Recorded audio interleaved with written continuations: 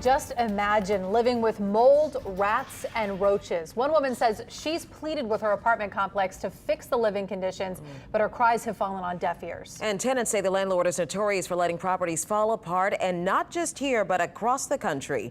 I'm Sharice Gibson. And I'm Devin Bartolotta. Just take a look at these headlines about his properties in Florida and Tennessee. Eleanor Tabone spoke with a woman in New Orleans who said she knows those problems firsthand.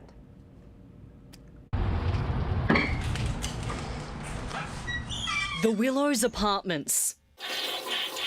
Apartment 271. We can't sleep in here because this is unsanitized to sleep in. We gotta put the mattress downstairs and sleep in the bedroom. Marvett Johnson lives in these conditions. We can't even sleep in the bedroom. We have to sleep here. The main bedroom, uninhabitable. The mold so overpowering, we couldn't stay in there for more than 5 minutes. Next Tuesday, I'm going to the ENT.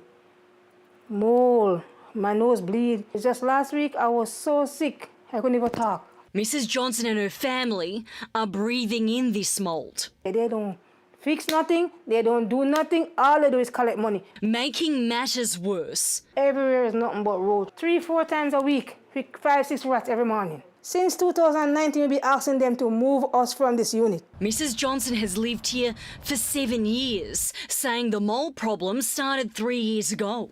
In that time, she's contacted property management more than 70 times. The Willows Apartments says they sent maintenance crews out 3 times, but no one was home to let them in. She took some pictures, she never came back. That was about 3 weeks ago. We showed the same footage we captured inside Mrs. Johnson's apartment to Karen Macy Stewart from Loyola's School of Nursing. Councilman Oliver Thomas and Loyola University's justice expert Davida Finger all agreed the conditions are unlivable. That's black mold. That is black mold? Yes. This is worse than being in a third world country. When I told her the toilet doesn't flush. That is inhumane.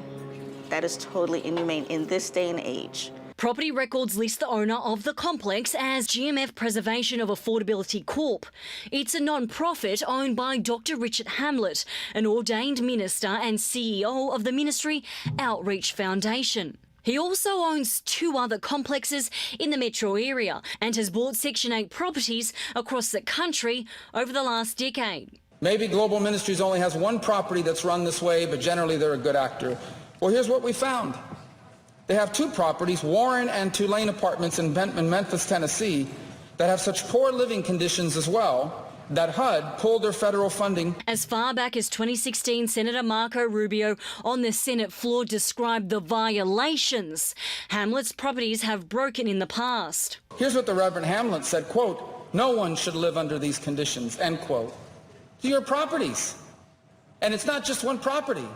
These are multiple properties across multiple states. Hamlet and his non-profit have been the target of lawsuits, and federal agents raided his Tennessee offices in 2016 after an investigation found poor living conditions at 3 of his properties in Memphis. In an online interview posted to YouTube back in 2016, Hamlet addressed his critics. The age of these properties and the condition of a lot of the units from wear and tear and just people living in the units, there's things that need to be upgraded and repaired, and that's an ongoing process. They put eviction notice on the door. Mrs. Johnson is taking a stand, not paying rent for July and August.